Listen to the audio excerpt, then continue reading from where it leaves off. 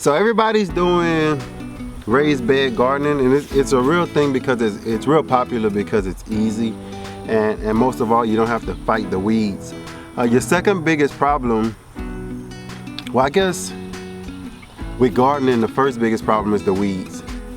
When you switch over to raised bed gardening, you get a new problem, and it's filling up this raised bed to a good enough level in order to grow in. So if you look at this will be about, I guess, about a little bit over a foot of soil. When you start looking at this raised bed, maybe I think it's a 4 by 10.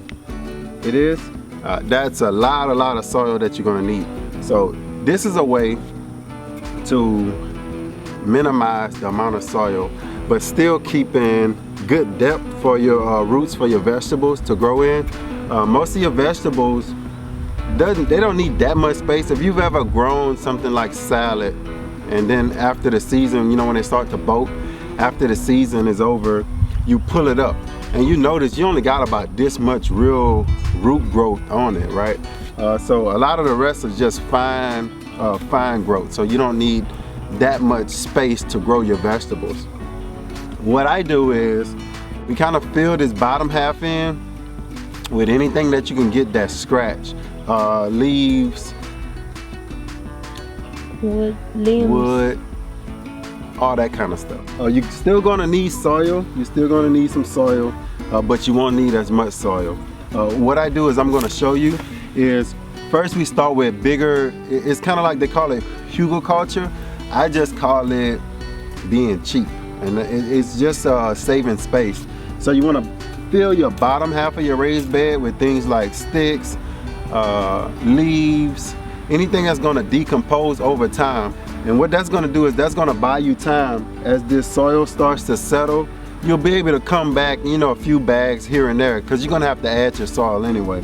So what you're seeing me do is I'm adding in all of the bigger branches of trees that then just fell around the property.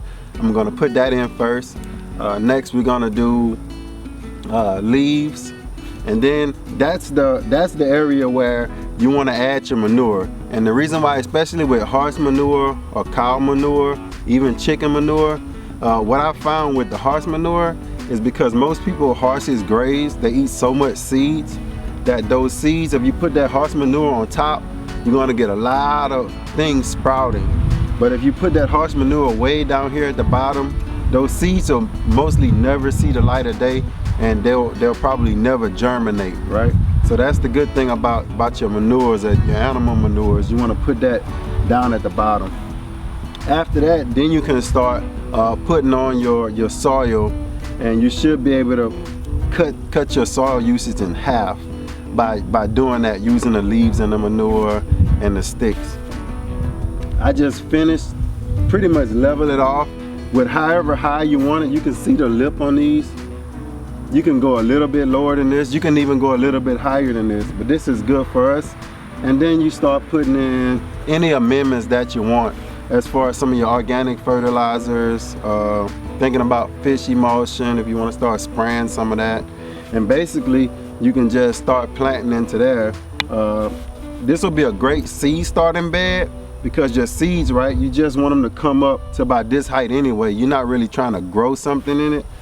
So for the height that we got the soil in, it's going to be great for growing vegetables, but also even greater for just starting seeds. Or we can sprout some seeds in one area, let them come up, and then just basically pick them up, transplant them, and put them somewhere else that we want in the yard. So I hope that helps somebody. And as always, grow, grow, grow.